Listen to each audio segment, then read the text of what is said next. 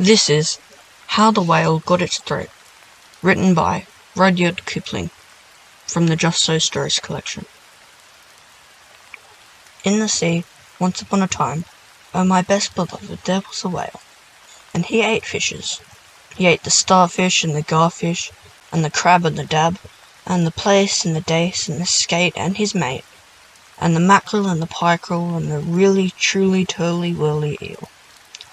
All the fishes he could find in the sea he ate with his mouth so, till at last there was only one small fish left in the sea, and he was a small 'stute fish, and he swam a little behind the whale's right ear, so as to be out of harm's way. Then the whale stood up on his tail and said, "I'm hungry." And the small 'stute fish said in a small 'stute voice, "Noble and generous cetacean, have you ever tasted man?" "No," said the whale. "What is it like?" "Nice," said the small 'stute fish. "Nice and nubbly." "Then fetch me some," said the whale, and he made the sea froth up with his tail. "One at a time is enough," said the 'stute fish.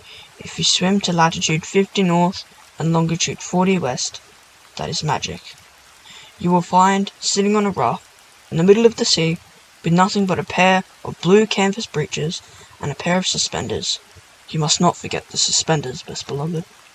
And a jackknife, one shipwrecked mariner who, is only fair to tell you, is a man of infinite resource and sagacity."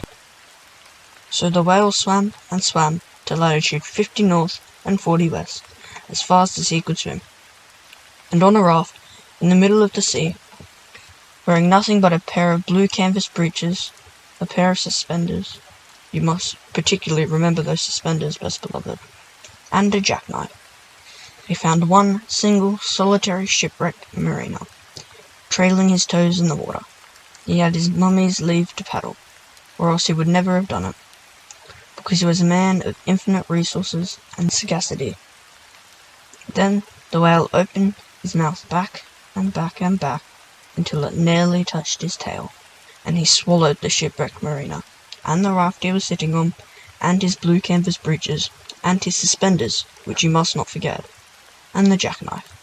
He swallowed them all down into his warm, dark inside cupboards, and then he smacked his lips so, and turned around 3 times on his tail.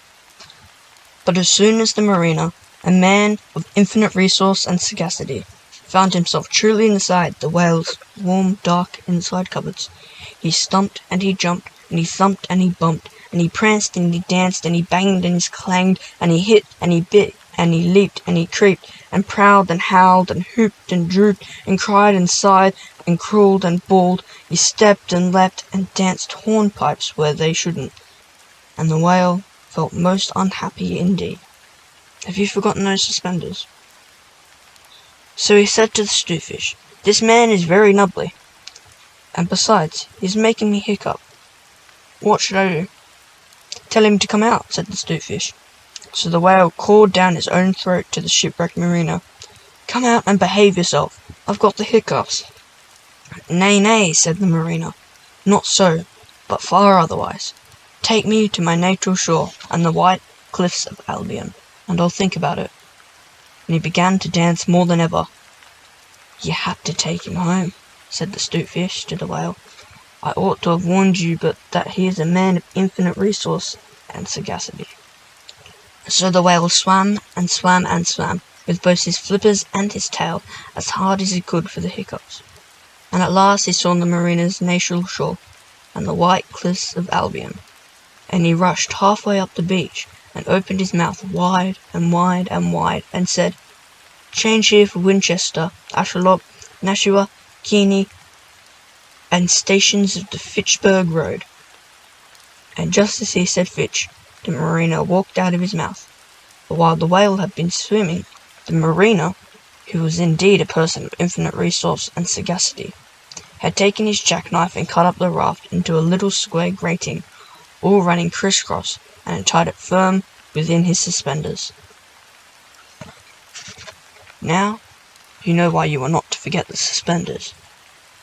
And he dragged the grating good and tight into the whale's throat, and there it was stuck. Then he recited the following sloka, which, as you have not heard it, I will now proceed to relate.